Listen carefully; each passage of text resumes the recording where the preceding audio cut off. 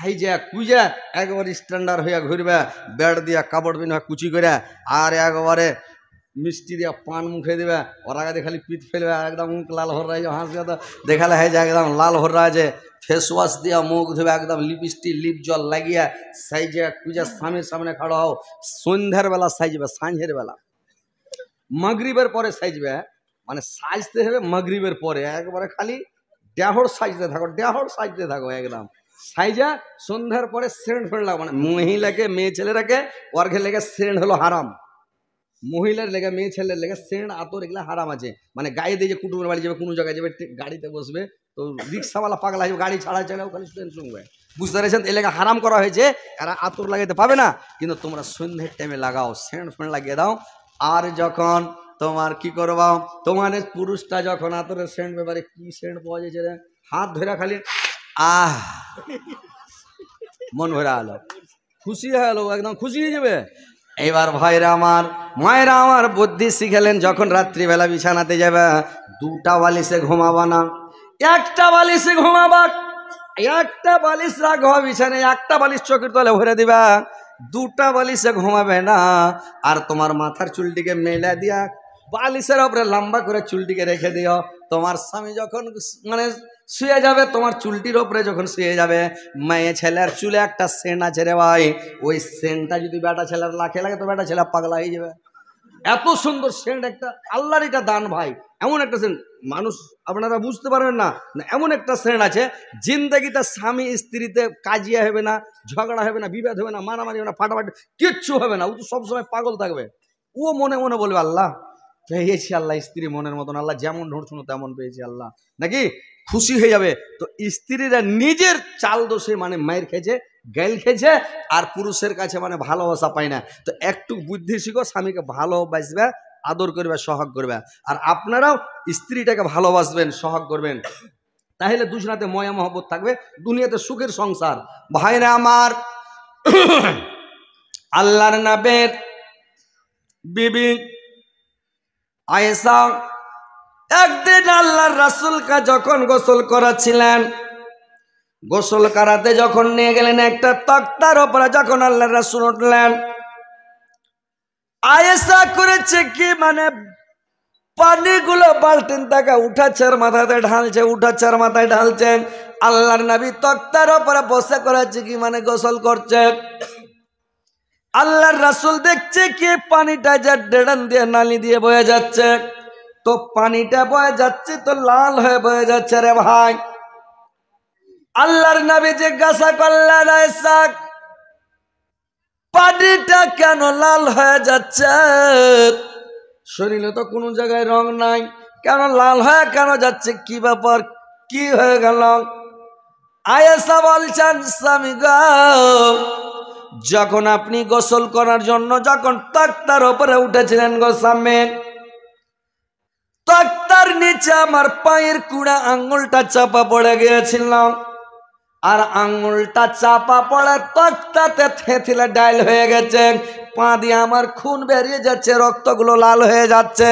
আল্লাহর নবী চট করে তক্তা থেকে নেমে গেলেন, আয়েশার পাটা ধরে টেনে বললে, দেখি আয়েশা তুমি একবার উহ বললে না, আহ বললে না, তুমি একবার কোনো মুখ দিয়ে কোনো শব্দ বের হলো না, তুমি কেন বললে না? আয়েশা আমার আঙ্গুল চাপে গেছে, আমি নেমে যেতাম, তুমি আঙ্গুলটা টেনে নিতাম, তুমি আঙ্গুল পাটাও টানলে না, আর তুমি উহা কিছু করলে না, কি ব্যাপার, কেন এরকম রে আয়েশা? আয়েশা বললেন, স্বামী গো, আমার একটা আঙ্গুল চেপে গেছে, তো কি জায়গা স্বামী, আমার দু পায়ের যদি 10টায় আঙ্গুল চাপা পড়ে থেতলে ডাইল হয়ে যেত, আমার শরীরের খুঁট যদি ব্লাড গুলা বেরিয়ে আসা যেত, তবু আমি আপনাকে বলতে পারতাম না যে আপনি নেমে যান, আপনাকে আমি শব্দ কিছু করতাম না, কিন্তু আমার একটাই আঙ্গুল চেপেছে। স্বামী গং দেখেন স্বামীকে কত ভালোবাসে রে বোনের আমার, নানিরা আমার ভালো করে শোনেন, একটা আঙ্গুল থেতলা ডাইল হয়েছে, তবুও মানে কিছু বলে না, বিশ্বাস করে না, কানাকাটাও করে না, কল্লাই না, কিছুই বলে না। স্বামীকে কত ভালোবাসে, নিজের জীবন থেকে, নিজের জান থেকেও বেশি ভালোবাসে, বুঝতে পেরেছেন? এখনকার মেয়ে ছেলে হলে ওরকম খালি একটু যদি কুচিলা যে মারবে ধাক্কা, মুখ পুড়ার বেটা, তোর কপালে চোখ নাই, আল্লাহ তোর হুঁশ দেয়নি, কইবে কিনা? লাফিয়ে উঠবে, ঢেকে ফেলে দিবে। কিন্তু কত ভালো, কত স্বামীকে ভালোবাসে, স্বামীর উপরে কত মায়া, কত মমতা, যে কুচিলে যে সে তাও বলছে না। তো ওইরকম মহিলা হইতে হবে তোমাদেরকে। স্বামীকে ভালোবাসতে হবে, স্বামীর আদর করতে হবে, সেবা করতে হবে, তাবেদারি করতে হবে। স্বামী যেটাই বলবে ওইটাই শুনতে হবে। তোমাদের 4টা কাজ পৃথিবীতে, যদি তোমরা 4টা কাজ খালি করে যাও, তোমার আগে জান্নাতে কেউ যেতে পারবে না। আর আল্লাহ বলেছেন ওই মেয়েদের জন্য যারা 4টা কাজ পৃথিবী থেকে করে আসবে, আমি ওই মহিলাদের জন্য 8টা জান্নাতের গেট খুলে দেবো। যেটা ইচ্ছা, যেটা জান্নাতে যাওয়ার মন চলে যাবে, 8টা জান্নাতের গেট খুলে দেবো। খালি 4টা কাজ করতে হবে তোমাকে। বেটি ছেলেকে 4টা, মেয়ে ছেলেকে 4টা কাজ, আর বেটা ছেলেকে মাত্র 2টা কাজ। পুরুষ লোকের 2টা কাজ, ভালো করে শুনালেন। পুরুষ লোককে 2টা কাজ করে যেতে হবে পৃথিবী থেকে, আর মেয়ে ছেলেকে 4টা কাজ করে যেতে হবে। তাহলে ওর জান্নাত একদম, নো টেনশন। আর 2টা কাজ যদি আপনারা করে যান, আমরা করে যাই পুরুষ লোক, তাহলে আমাদের জন্য নো টেনশন একবার। আল্লাহ রাসূল বলছেন তোমাদের জান্নাতের যাবে না, আমি হয়ে গেলাম। কি করে লিখে দেবে, কেন করে লিখে দেবে, আমি সেটা দেখে নেবো। খালি 2টা কাজ করে এসো পৃথিবী থেকে, 2টা কাজ খালি করে চলে এসো। কি 2টা কাজ? আল্লাহ রাসূল বললেন 1 নম্বরে তোমরা জিভের হেফাজত করবে, মুখের হেফাজত করবে। ফাহুশ কথা বলবি না, অকথ্য ভাষা বের করবে না মুখ দিয়ে, গালাগালি করবে না, গীপত করবে না, গুজব করবে না, গিল্লা করবে না, কোনো মানুষকে দুঃখ দিবে না, কষ্ট দিবে না, আঘাত দিবে না, কোনো মানুষকে বেজ্জত করবে না, কোনো মানুষের ভুল ধরবে না। তোমরা জিভের হেফাজত করো। 1 নম্বর জিভে এবং মুখের হেফাজত করো। 2 নম্বর হলো লজ্জা স্থানের হেফাজত করো। তোমরা জেনাতে লিপ্ত হয় না।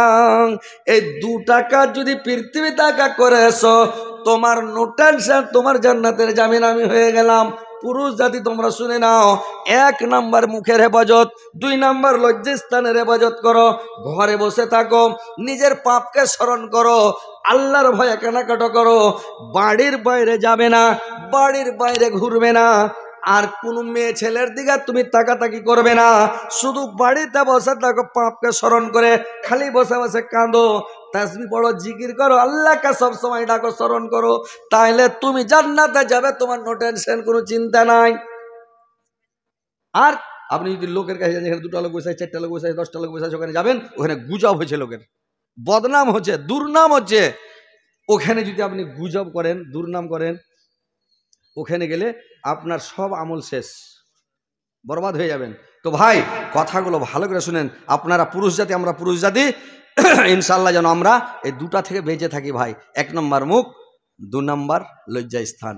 এই মুখে মিষ্টি খাই, এই মুখটা হলো মিষ্টি, আর এই মুখটাই হলো তিতা। এর মতন তিতা পৃথিবীতে আর কিছু নাই। একটা মানুষকে খালি আনক্ষা কথা কয়ে দেন, জিন্দগিতে লোকটা আপনাদেরকে তাকিয়ে দেখবে না, নাকি? খালি কয়ে দেখেন, একটু আনক্ষা করে কয়ে দেন। আর এই মুখখানে খালি একটু ভালো করে কহেন। একটা লোক যাচ্ছে, সুন্দর করে, আব্দুর রহমান, আব্দুল খালেক শোনো তো জি ভাই, আব্দুল মালেক এই যে বাজি শোনো তো, আব্দুর রাজ্জাক শোনো তো জি, না না, এইভাবে যদি সুন্দর করে কহেন তো লোকটা খুশি হবে, কেবে না? মুখটা দেখেন কত ভালো জিনিস। মুখটাই হচ্ছে সব ভাই, মিষ্টি, তিতা, খাট্টা, টক সব হচ্ছে মুখ। তো এই মুখের হেফাজত 1 নম্বর। 2 নম্বর লজ্জা স্থানের হেফাজত। ভাই জেনা করবে না। পৃথিবীর মধ্যে সবচাইতে নিকৃষ্ট কাজ, সবচাইতে নোংরা কাজ আল্লাহ কোরআনে বলে দিয়েছেন, আল্লাহ তাকরাবু জিনা ইন্নাহু কানা ফাহিশাতান ওয়া সাআ সাবিলান। মানে ওই জেনার নিকটবর্তী হয় না, তুমি জেনার কাছেই যেও না। জেনাতে একদম জেনার কাছে যাবে না। গরু চুরি করে নিলে তো শরম লাগবে না? আপনি ডাকাইতি করেন, 2-4টা মার্ডার করে দেন, শরম লাগবে না? মার্ডার করেছি, জেলে খালি চলে যান। আপনি জেলে গেছেন তো খালি জেলের লোক